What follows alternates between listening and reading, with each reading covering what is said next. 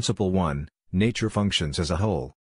According to Alan Savory, of the Savory Institute, individual parts do not exist in nature, they function as a whole that form and shape each other.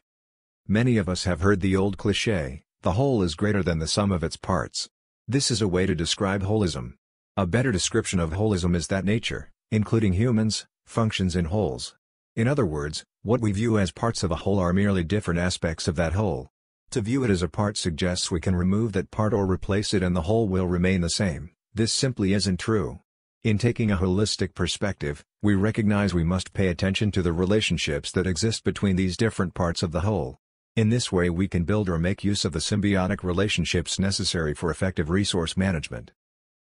If you want to effectively manage your land resources, build biodiversity, improve production, etc., it's important to understand that you can't change or control one thing in one area without having an impact on something else in another. In this way, each whole is unique because of the different variables and relationships at play. Principle 2. Understand the environment you manage. We all know that not all environments are the same, nor do they react the same way to the same influences. What might be less obvious is the idea that taking exactly the same action in one type of environment will have dramatically different results in another type of environment. Here was the second of Alan Savory's key discoveries. Environments exist on different ends of a scale depending on how well humidity is distributed throughout the year and how quickly dead vegetation breaks down. At one end of this scale are brittle environments, where rainfall and humidity are scattered erratically throughout the year. Dead vegetation breaks down very slowly in brittle environments unless adequately disturbed, as the next insight explains. At the other end of the scale, non-brittle environments exist. In these environments, rainfall and humidity are perennial and dead vegetation breaks down rapidly, whether or not it is disturbed. Brittleness is measured on a scale from 1 to 10, with a 1 being non-brittle and a 10 being very brittle. For those who manage land for enhanced biodiversity and increased production, it is very important to understand how that land will react to the various practices or management tools are used on it. For example, resting land in non-brittle environments restores it, but in brittle environments, resting land tends to damage and degrade it. Principle 3. Livestock can improve land health. During his time as a wildlife biologist in Africa, Alan Savory watched the movements of large herds of game animals. He noticed how they moved when a predator was in the area. In the presence of a predator, they bunched together for safety and milled around, trampling the plants and soil beneath them. In so doing, they broke up the soil, trampled down old, gray stems and leaves, scattered seeds and covered them over with soil, manure and urine. They essentially returned dead plant parts to the surface where they could decay. This process helped plant new grasses, simply by their behavior. In addition, it added microorganisms missing from the soil surface in brittle environments.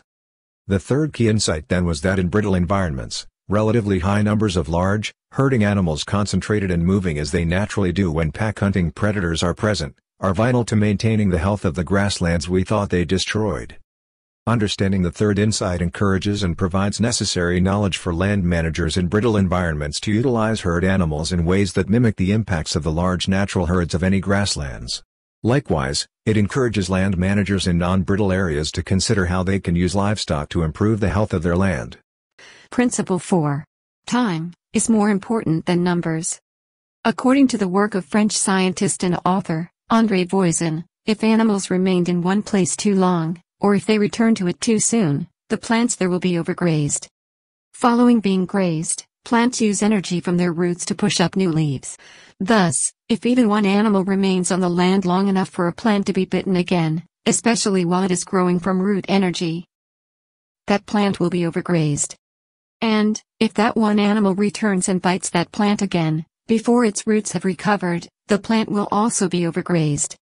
Timing affects soils, too. If animals stay too long or return too soon, soils will be overtrampled, causing damage to the soil structure. Thus, overgrazing of plants, and damage to soils from trampling, has less to do with the number of animals on the land, but more to do with the amount of time the plants and soils are being exposed to animals. Principle 5. Define what you are managing. One key to understanding holistic decision-making is remembering the first insight: the world functions in wholes. Each of us is responsible for managing a whole, beginning with ourselves as individuals.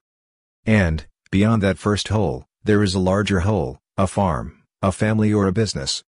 Whether the whole you are concerned with managing is your individual whole, or a larger whole.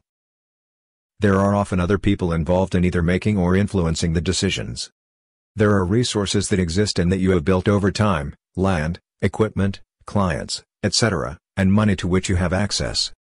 Knowing who, and what, your whole includes, helps you determine who makes decisions, who merely influences the decisions made, and it helps put boundaries around what you can and cannot manage through your planning and decision-making.